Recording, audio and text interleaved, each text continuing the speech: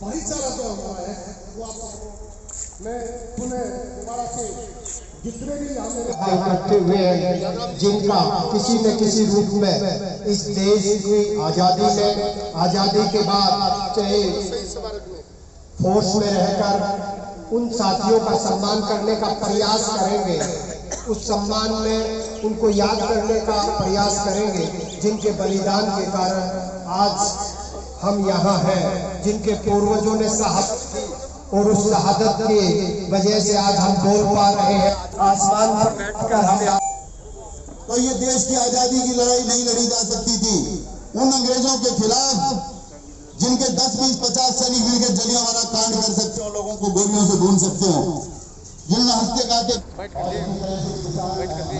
कांग्रेस का काम संभालने वाले हमारे तमाम लीडर्स आ रहे हैं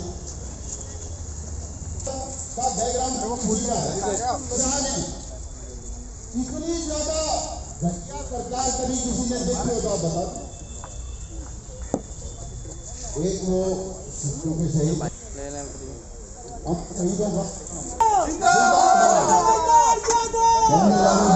के मुख्य अतिथि भाई देवेंद्र यादव जी हमारे बीच में है। मैं अपने समस्त गांव की तरफ से, क्षेत्र की तरफ से और पूरे शहीदों परिवार की तरफ से आपका अभिनंदन करता हूँ। इस पावन अवसर पर हमारे बीच पहुंचे CWC मेंबर उत्तराखंड पर भाई और हमारे बाहरी दिल्ली से जिनके परिवार में चाहे दादाजी के रूप में पिताजी महेंद्र सिंह प्रधान जी के रूप में, चाहे स्वयं भाई देवेंद्र यादव जी ने एक विधायक और निगम पार्षद के रूप में हमारी बाहरी दिल्ली की शान को, दिल्ली की राजनीति में हमें बढ़ाया है और एक पहचान दी है इस बाहरी दिल्ली को। भाई देवेंद्र यादव जी इस अवसर पर जो कि आज 14 अगस्त की पूर्व संध्या है, आज के दिन जो हमारे देश का जन्म हुआ था उस पर पहुंचे हैं। मैं इस पावन स्थान पर जहां पर बहुत से 97-98 शहीदों को फांसी के रूप में या किसी भी रूप में इस गांव के लोगों ने शहादत दी थी, यहाँ आए हैं। मैं अभी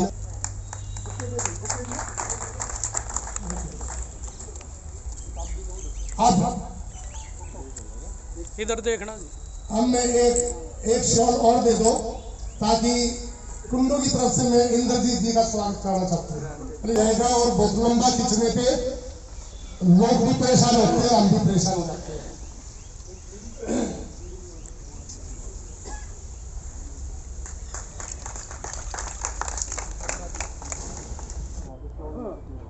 लो जी।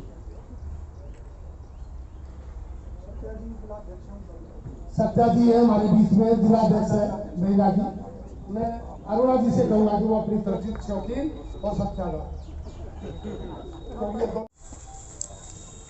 उसके बाद में चौधरी गजराज खत्री जिनके दादा स्वतंत्रता सेनानी थे, उनका भी स्वागत करें। इनके दादा का नाम था श्री गोपाल। 1965 और 1971 की 3 लड़ाई लड़ी। ये हमारे मेहमान हैं, इसलिए हम इनको सबसे पहले बुला रहे हैं क्योंकि बहुत ज्यादा टाइम हो गया। ये कार्यक्रम देख के मुझे कुछ पिछली यादें जो दादाजी की थी और जो पिताजी ने बताई थी वो याद आई है कि मेरे परिवार में 4 व्यक्ति स्वतंत्रता सेनानी थे और जब मौका लगा तो मेरे दादाजी ने मेरे पिताजी को भी कहा कि आप भी फौज में जाएंगे, क्योंकि ये जो धरती है, मैं बेसिकली हिमाचल से रहने वाला हूँ, क्योंकि वहाँ जो खेती होती है वो फौज में जाने के लिए लोगों के लिए होती है, स्वतंत्रता सेनानी जो थे। और फौजी जो ज़्यादातर वो हिमाचल के ही लोग मिलेंगे आपको, जिनकी वो खेती समझ लीजिए आप। तो उन्होंने 62, 65 और 71 की लड़ाई लड़ी थी। 22 साल 9 महीने वो फौज में रहे हैं मेरे पिताजी। दादाजी तो मेरे स्वतंत्रता सेनानी थे।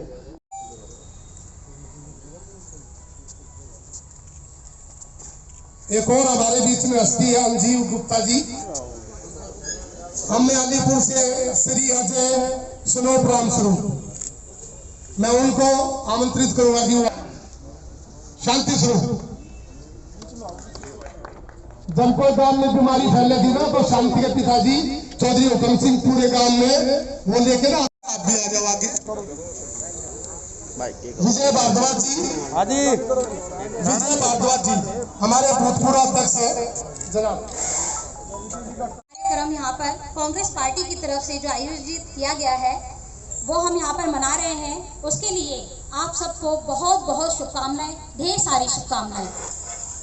आप जैसा कि सब जानते हैं कि यहाँ के अलीपुर ने किस तरह यहाँ पर अपनी शहादत दी है। यहाँ के लोगों ने हर घर से, चाहे वो कोई भी जाति से हो, धर्म से हो, किसी भी उम्र का हो, हर परिवार से एक व्यक्ति को लिया गया और उसको कोहलों के नीचे भिजवा दिया गया या फिर फांसी पर लटका दिया गया।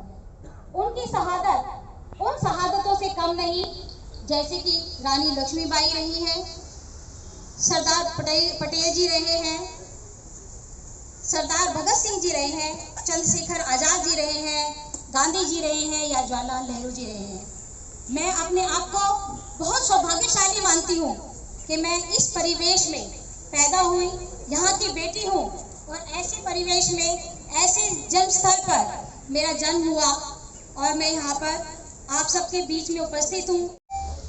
यहाँ कोरडी के नीचे अपने प्राण दिए, उनके ऊपर पत्थर की कोरडी चढ़ाई गई और उनको कुचल के मारा गया अंग्रेजी शासन में।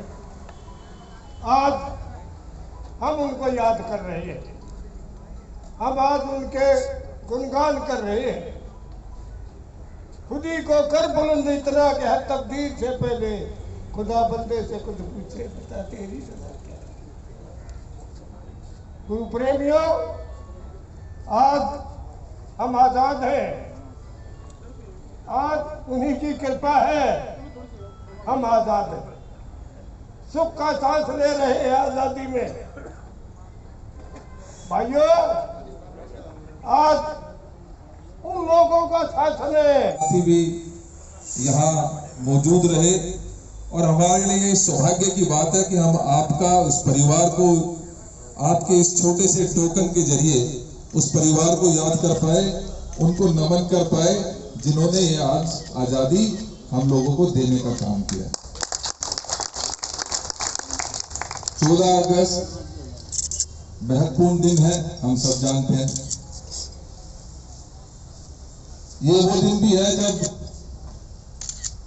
आज से 75 वर्ष पहले हमें आजादी मिली, लेकिन इसके साथ बहुत सी दुखद घटनाएं भी स्मरण होती है और हम सबको याद आती है, क्योंकि वो पार्टीशन का दिन भी था और बहुत सा एक सौहार्दपूर्ण वातावरण जो हम लोग बहुत अच्छे वातावरण में जीते थे, इस आजादी के लिए लड़ाई लड़ रहे थे, इकट्ठे उस जंग को आगे बढ़ाया। कहीं ना कहीं सही बात है कि वो दुख भी होता है कि आज के दिन हमारा एक देश वो 2 भागों में भी बटा है। लेकिन मैं समझती मौजूद है, मेरे नौजवान युवा साथी यहाँ उपस्थित हैं, मैं सभी का अपना शीश झुकाकर इस पावन भूमि पर हार्दिक अभिनंदन करता हूँ।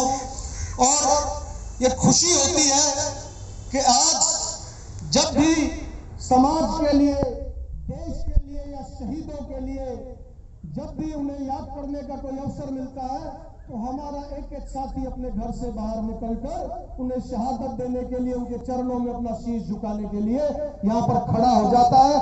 यहाँ पर आने के लिए इस कार्यक्रम में आप सभी का बहुत बहुत धन्यवाद। मंच का संचालन आदरणीय मान साहब ने किया, उनका भी हार्दिक अभिनंदन और सभी साथियों का, सभी बुजुर्गों का मैं पुनः हाथ जोड़कर धन्यवाद करता हूँ। देखिए, हमें बहुत खुशी की बात है कि आज 75 साल आज़ादी को होने जा रहे हैं। आज का दिन 1947 में एक महत्वपूर्ण दिवस था, जिस दिन हमें इस देश को आज़ादी मिली अपनी स्पीच की, आज़ादी मिली अपने एक्सप्रेशन की, आज़ादी मिली इस खुली हवा में सांस लेने की। और मैं समझता हूँ कि कांग्रेस पार्टी ने हमेशा पहले दिन से आज़ादी दिलवाने में उनका योगदान और इस देश को 1947 से और आज तक अगर एक स्थान हासिल किया है तो उसमें कांग्रेस का बहुत बड़ा योगदान और महत्व रहा है। आदरणीय जवाहरलाल नेहरू जी के कुशल नेतृत्व में हमने इस देश में मजबूत नींव रखने का काम किया, चाहे इंदिरा जी रही हों, चाहे राजीव जी रहे हों, पीवी नरसिम्हा राव रहे जी हों या माननीय हमारे डॉक्टर मनमोहन सिंह जी हों। कुशल नीतियों के साथ एक अच्छी सोच के साथ इस देश को आगे बढ़ाने का काम किया है। हम कांग्रेसियों का खास तौर पे मैं समझता हूँ कि ये फ़र्ज़ बनता है कि उनके दिखाए हुए पर रास्ते पर हम आगे बढ़ें। और मुझे खुशी है कि आज अलीपुर के इस प्रांगण में हमने स्वतंत्रता सेनानियों के उन परिवारों को चिन्हित कर यहाँ पर सम्मानित किया और उनको नमन किया और उनके बुजुर्गों के दिखाए हुए रास्ते पर आगे बढ़ने की प्रतिज्ञा ली। इंदिरा गांधी जी देश में एक मिसाल थी महिला के तौर पर, और उन्होंने एक सपना देखा था कि देश में सभी महिलाएं सुरक्षित हों और विकासशील उनका भविष्य हो। लेकिन आज भी देश के जो हालात है, बहन बेटियां कहीं सुरक्षित नहीं है। आप लगातार देख रहे हैं, नए नए केस सामने आ रहे हैं, क्या कहेंगे आप?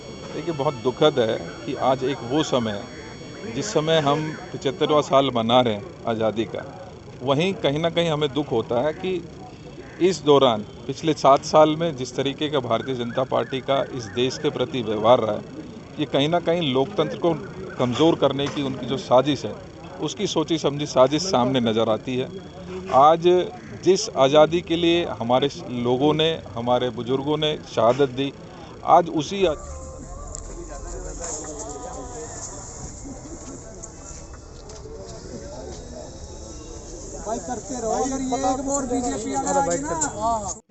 नहीं, देखिए, कांग्रेस पार्टी की विचारधारा सबको साथ लेके चलने की, सबके विकास की, सबके बात करने की, चाहे वो दलित है, चाहे सवर्ण है, चाहे हिंदू है या मुस्लिम है या सिख है, हर व्यक्ति की कांग्रेस बात करती है और हर एक व्यक्ति को समान इस भारत को एक गुलदस्ते के रूप में देखती है, चाहे वो किसी जाति का व्यक्ति हो, किसी धर्म का मानने वाला हो या कोई भी भाषा का बोलने वाला व्यक्ति हो, वो सबको एक साथ लेके चलने की बात करते हैं।